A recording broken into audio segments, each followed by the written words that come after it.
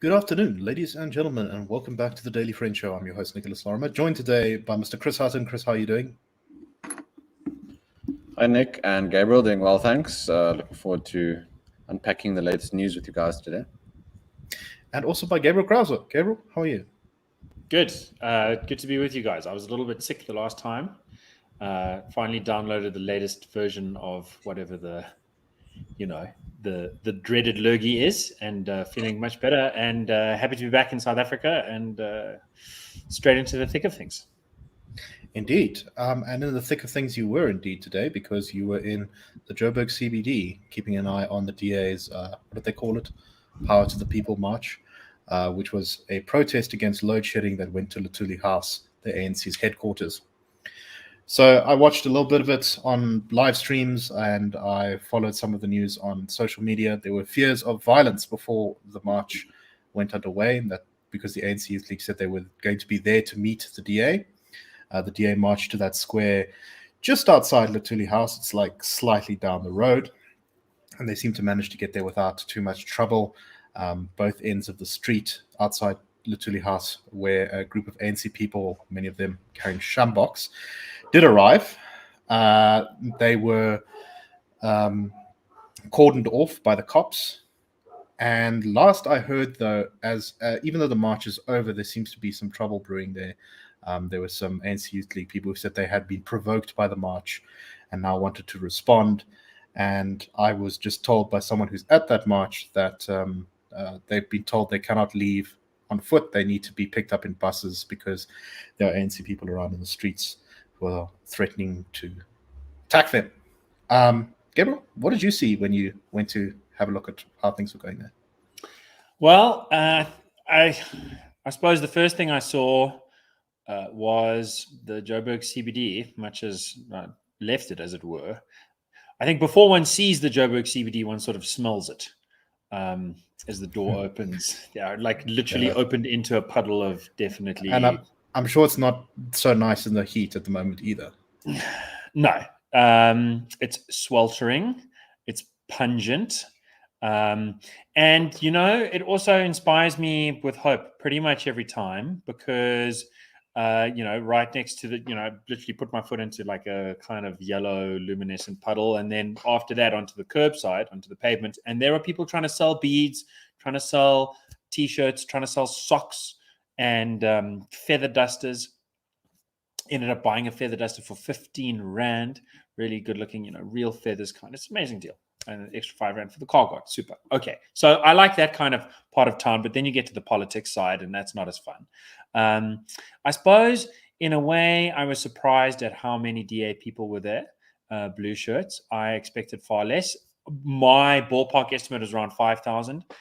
Before the show, Nick was showing an aerial picture.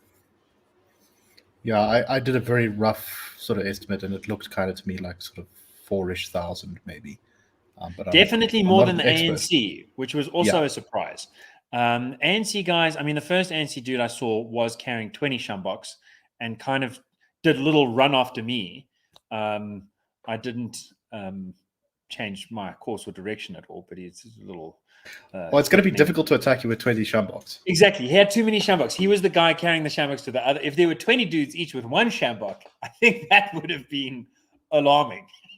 Instead, it was kind of, it really was. He was like smiling, it's like kind of the funny thing about sort of play, right? Play is the word. And, I think the most striking political line is the ANC. Its official line is, the ANC headquarters is not Eskom headquarters, and the ANC headquarters is not a playground. I think it's really weird that you have to sort of try to convince people that you're not a playground. Of course, the ANC headquarters has been in disarray for a long time. Staff haven't been paid for months. There's totally their pensions, the legal obligations to pay into a pension pot have been completely not met for over a year now. And I think that it was a hot day. I saw some borderline violence. There was the ANC side kind of came forward towards the back end of the DA blockade as John Steenhuisen finished the sort of keynote address for the DA side.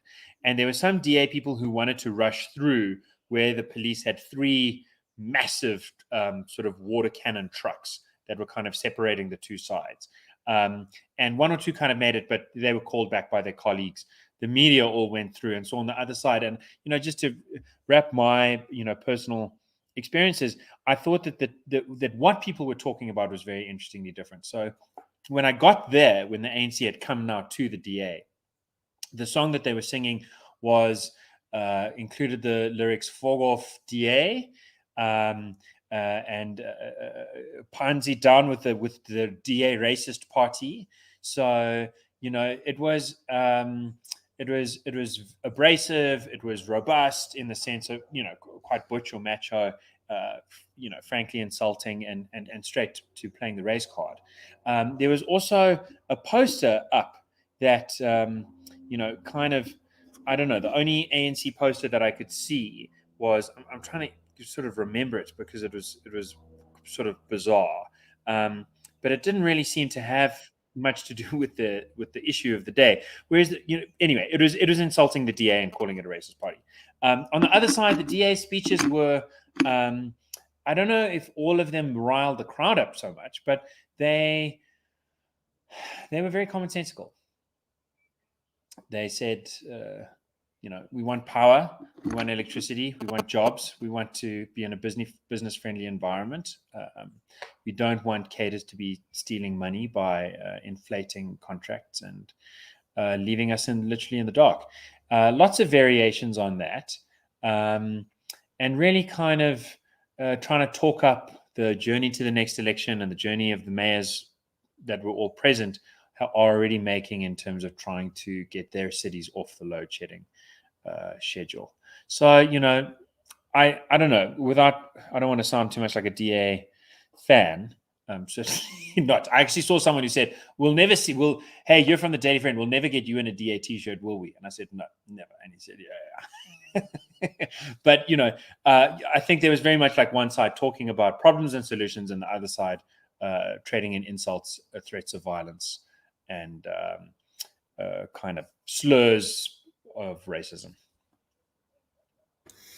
Interesting stuff. Now, I guess the real question, and Chris, I'm going to put this to you, is whether you think this is really going to make an impact. There were some journalists there, so they're clearly going to get some good media coverage. And I think that they also plan to do a whole bunch of simultaneous marches across the rest of the country in other cities, although I have no idea how well attended those were.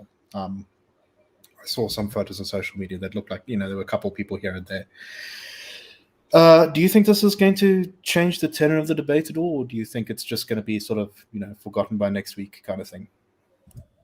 Well, as a good forecaster or future planner, I'm going to try and give you scenarios, so I won't commit to one or the other. But I think the narrative has been set and is clear and concretized for a lot of people that load shedding has been caused by the governing party, by their ideas and their policies. So the worth I see in this is more in terms of giving momentum to 2024 and the election. So I know some commentators and some in the media so I'm not going to say all mainstream media, that's way too easy a narrative, but some can get cynical and say, oh, this is just a political trick kind of thing. The DA is a political party. They're going to engage in some kind of displays like this, try and create momentum, try and show their supporters that they're trying to do. If I may go on a slight tangent, I always get very amused by when people write, this political party has just tried to score political points.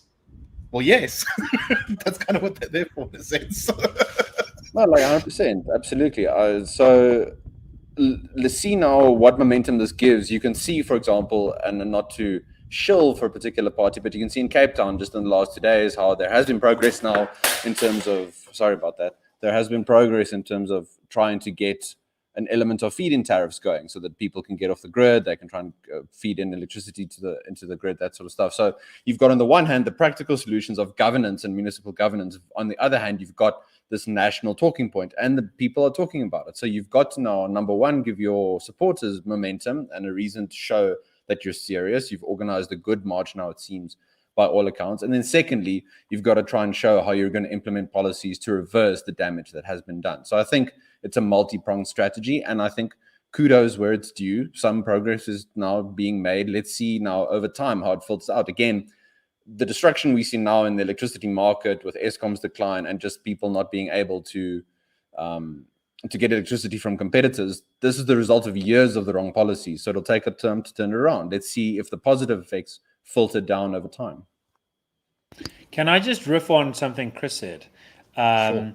I think that partly the DA, ANC, EFF asymmetry is that you can just see when you go to any protest that the ANC and the EFF are involved with, how memey they are, how quickly, how good the mood music is. Because the mood music was sort of defined by the apartheid era struggle. And so you've got these struggle era songs, and everyone knows those songs. Their parents and grandparents sang those songs. They learned those songs as children. And there's a passion and there's a recollection of real emotional potency that sort of goes along with the thing. And together with that, there's real star power. When Julius Malema shows up in the CBD, I've seen him run a few stages there. Thousands of EFF people are thrilled to just be able to say, I saw him there in the distance. But that comes with both of those things, the really good song singing together, the really passionate feeling, and that really excited feeling of proximity to this star power kind of factor, comes from repetition, comes from over and again there being these opportunities for fans of that party to get together and exhibit their enthusiasm, and then for others to kind of feel the contagion of it. And I think that the DA is always going to be a bit different, because its message is not of revenge. It's not bloodlust. It's not blood and soil politics. It's not, we're going to take it all away from them, which is ultimately the message of the EFF and the ANC. Instead, it's a message of, conservative growth, of peaceful prosperity and progress. And, that's always going to seem a little bit more buttoned up and sober and somber. But it can be really exuberant too. And if you look at sort of politics in civilized countries that are succeeding, you see that people really do get excited by, the notion of a slight shift in a good direction. So I just think that the more the DA does this kind of thing, the more it kind of allows its supporters and its leaders to exchange in the music really of politics, which matters everywhere, but particularly in South Africa. The other side of the musical metaphor is of harmony, not just between the DA's leaders and its followers, but all supporters, but also between the DA and the other coalition partners that are looking to have a major national change in government. I think, Nick, to answer your question directly, is this going to be here this week, forgotten next week? That question, more than anything, is probably up to the coalition partners. I remember the Zuma protests. I went to the first Zuma Must Fall protest. There were 200 or 300 people at that protest. The next week, there were 10,000. And the week after that, there were 12,000. One party alone... Some of the other parties may now march, and not just against load shedding, not just to Eskom, but to Luthuli House. Do you think any civil society will do that? AfriForum's trying to launch a nuclear-powered program. It'd be, I think, directly in their wheelhouse to try and get a supporter base peacefully out there. And we've seen, at Senekal, we personally saw their capacities in that regard. I think Solidarity is in a similar position in terms of civil society. I'd love to see the kinds of people who are behind the Save South Africa movement try once again to empower South Africans. I was in a foreign country just yesterday, and I was explaining, I'm going to land from the airport, go to this protest to say we need electricity in South Africa every day, all day. And a German said, gosh, how funny that I can kind of understand the need for that protest in a German context, because the Greens are so powerful that some of them might be on the other side saying, no, you don't need electricity all day, every day. So what's in South Africa? Who's on the other side for you guys? Well, I was like, for us, it's like the guys are like, the corruption is worth it, basically, because it's sort of corruption is fundamentally anti-apartheid or whatever the ANC's argument is. So, we really do live in a country where I think it's important to say we need electricity all day, every day, because we don't have that.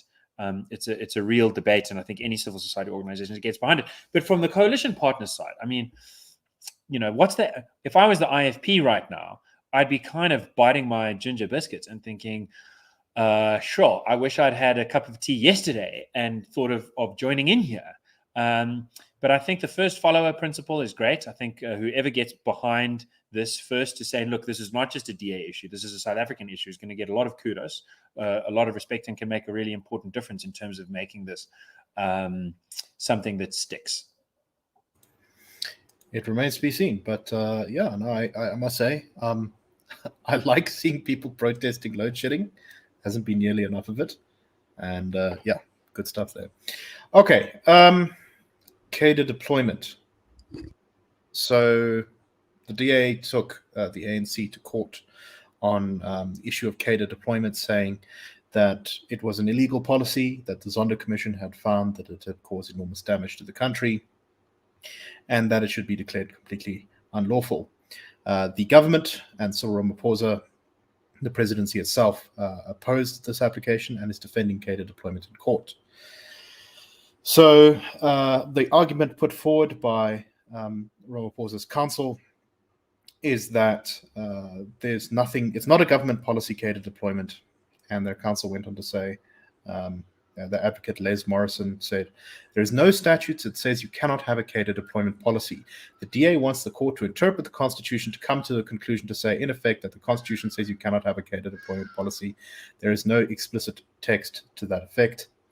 The DA's counsel was talking about how deeply enshrined cadre deployment was in ANC policy and how that was reflected in the government.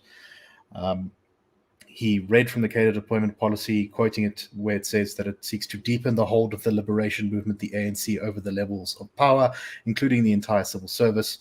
And then he quoted from it saying, we want to emphasize they want to take hold of the entire civil service. That's the goal. Gabriel, you were amused by the president's argument. Dude, it's amazing. I mean, I think that there's two ways to think about it. The one is just, in layman's terms, there is a cadre deployment committee. It's not a secret committee. It is true that in all its time under now President Cyril Ramaphosa, he was the head of the cadre deployment committee for years and years and years, for 5 years. At no point when he was the head of the committee can he recall there ever being minutes. I think that was a submission to the Zondo Commission. Then it turns out that there were some minutes, but conveniently there were not minutes for the key meetings where the worst cadres were deployed. So a funny thing about the cadre deployment committee is, like so many clearly things the secretary run by the needs ANC, to be changed on the cadre deployment committee. Incompetence is like, but incompetence is useful because it is, a way to cover your own tracks, I guess. If you don't have the competence to make them, there's no paper trail because no one knows how to write anything down. So, that's one kind of defense. Okay, so they're not literally using that defense in court, but that is a kind of defense that has de facto played out in court and in the court of public opinion, just by being too incompetent to record anything at some of the meetings. They have attempted to exculpate themselves. In terms of this argument that the cadre deployment committee that we all know exists and that we all know has affected who has been selected for the civil service for very important positions, director general positions, for example, that has no bearing on the Constitution has no bearing on that, because that is, the selection is ultimately by the government, and the argument is the cadre deployment committee only recommends people to the selection committee, but the selection committee actually has to make the final decision. It's sort of sure, it just doesn't make any sense from a layman's perspective. And if you get into it from like a legal perspective, I've sort of bounced this around. I've watched the Judicial Services Commission debate this quite a few times, and I saw the debate take place in the Zondo Commission and after the Zondo Commission, sort of with talking head, sort of Wits professors and stuff going up and being asked about it.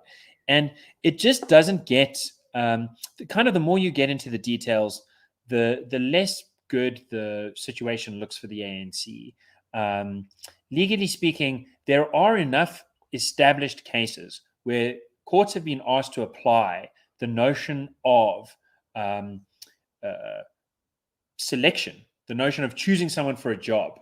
And, if there are inputs that take place outside of the official pipeline that affect who gets chosen, but it's outside the official pipeline, does that count as something that can be taken up for review as according to the standards set within the pipeline? And the court's already said yes, right?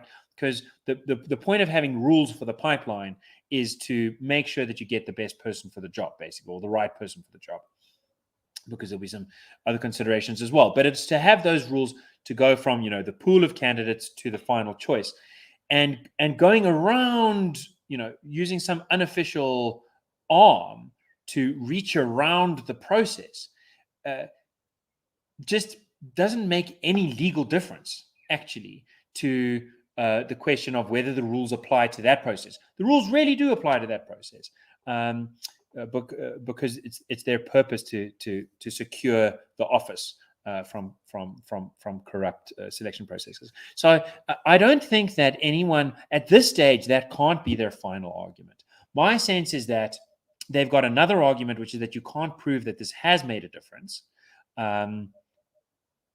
And there, I suppose, what they're really asking the DA to do is come back in the reply papers and really just mine the Zondo report for as much already officiated evidence as there is. And there is plenty on Eskom, for example, and cadre deployment. But in general, on cadre deployment in government, to show that the ANC's claim is false. And I kind of think that it's a gamble on the ANC side, because what they're really trying to do is say, on that front, here's an open goal for the DA to shoot through. Just prove that this has actually harmed people, and the proof's already out there. So then it just only can possibly work. The ANC strategy can only work if most media ignore it, and the message doesn't get through to most people. So, Chris, interesting thing here. We talked about this yesterday on the show with John and Michael, that once again, the ANC is kind of playing this sort of weird semantic game of saying, no, we're the ANC, we're not the government. When you get an RDP house or a grant, then the ANC and the government are the same thing. But when it comes to important legal questions in court, no, suddenly we're very separate. The party and the state are very separate things. I must say, not really having a good understanding of law, when I first heard about the DA's attempt to challenge cadre deployment in the courts, I thought, this is never going to work. But what Gabriel says suggests that there's maybe more of a case here than I thought. What do you make of all this? I'll just say, if we are to believe President Ramaphosa, and indeed if the NEC is to believe him, then he doesn't really believe in the National Democratic Revolution. So maybe they need to recall him then, because that's one of the central sort of tenets and requirements, is for the ANC to take charge of the state and state apparatus and levers of power and transform society according to what the revolution requires. So by definition, you'll need to deploy cadres in civil society, not in civil society, in arms of the state, in state institutions, etc., etc. So maybe he has something to answer for at the NEC. But in all seriousness, I think there's a strong case to be answered for here, and I also think it points to the proof being in the pudding, or at least the proof being in the eating of the pudding, in terms of what has been done over the last sort of 20-ish years, with where you can point to cadres being deployed. So you might not find the minutes, for example, but you can see very objective, clear links. If one still believes in the word objective and sort of objective truth, you can see those the very clear links and establishments between party and state. So this is what the ANC always intended, what they were aiming for, and I think hopefully this case and others similar to it, or at least in other avenues, will establish what cadre deployment was always meant to achieve and how in some ways it has been achieved. Can I just say something about that? Because I've discussed this quite a bit with Dr. Anthea Jeffrey, and I think, it's good to share the message. One of the concerns here is that the DA's case can be successful in court. It seems to me like a slam dunk. You never really want to say that, but I think it's really, really solid in court. And that, some people will ignore the facts, but some of them will leak through too into the discourse once again, and that'll be harmful to the ANC. But cadre deployment has already been successful. You can kind of do away with it now, because so many cadres have already been deployed into so many SOEs, into so many organs of state, and into so many boardrooms. And by cadres, I mean people with a political ideological commitment to the National Democratic Revolution. That it then becomes self-sustaining even if you do away with the central committee. So the process at this stage is ready to evolve, even if you take that arm of it away. A little bit like the lizard, cut away the tail. It's fine. And the other part of the concern is that BEE is a major problem. I thought the DA's rhetoric a little bit today in Joburg was a bit weak on the BEE side of the Eskom problem. If you look at the Zondo report, Brian Molefe took away black companies, replaced them with other black companies that on the basis of BEE, he would. So he's punishing good black companies and replacing them with Gupta companies that were just eating the money. But using slightly different scorecards at different points to achieve this, and in between shutting down coal mines at a time when it was very important to have them, which is always supplying power stations with the necessary fuel to keep the business going, and then blaming the rain.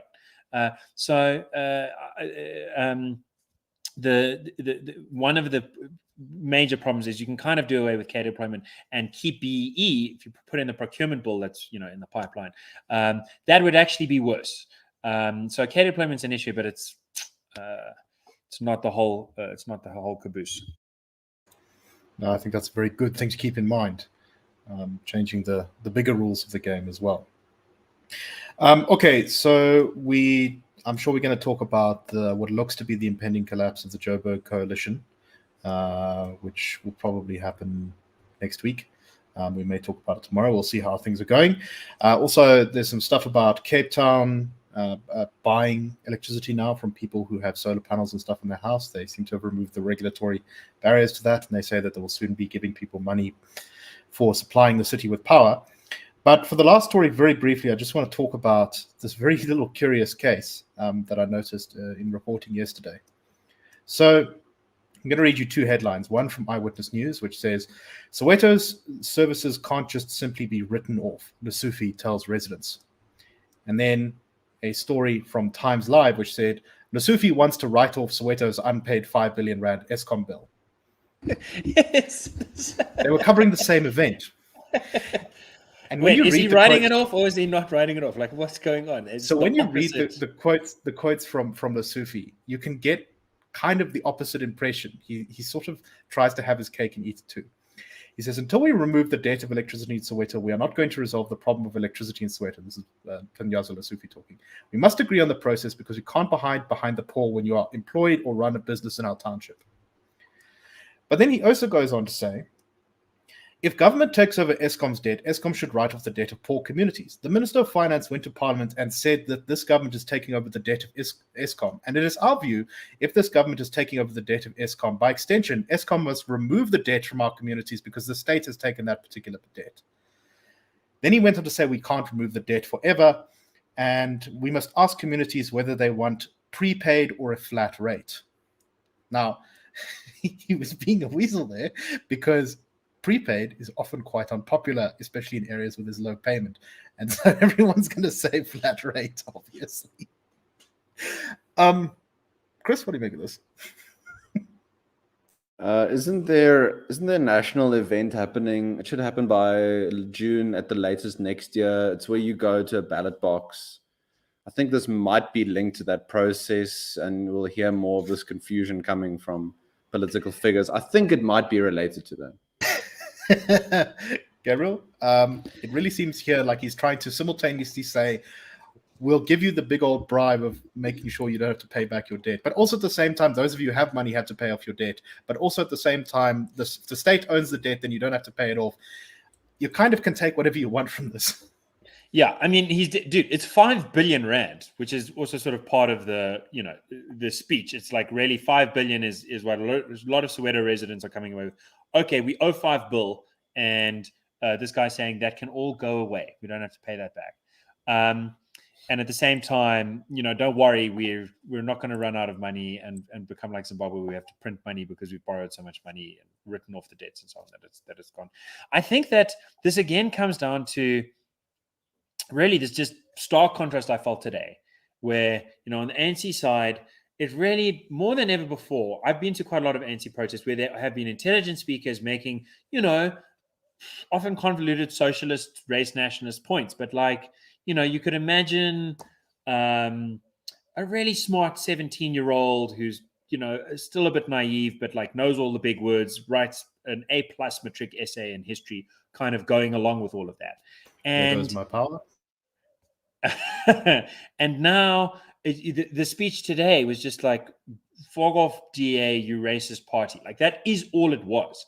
And the DA by contrast was just using a lot of simple words to talk about practical solutions to very urgent problems in a very straightforward way. I think that the ANC's best chance is to say it louder, to say it prouder, to bang the drum harder, and to deafen any need for reason. Reason itself is often talked about in Enlightenment terms, something in the light.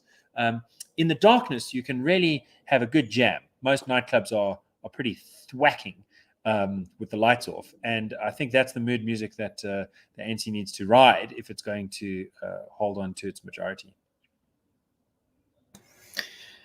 Well, exciting year ahead of us, I think, as we are seeing some interesting battle lines, as you suggest. But anyway, let us call it to a close there. And we hope that you enjoyed the show. We will see you tomorrow on the Daily Friend Show. Cheers, everyone.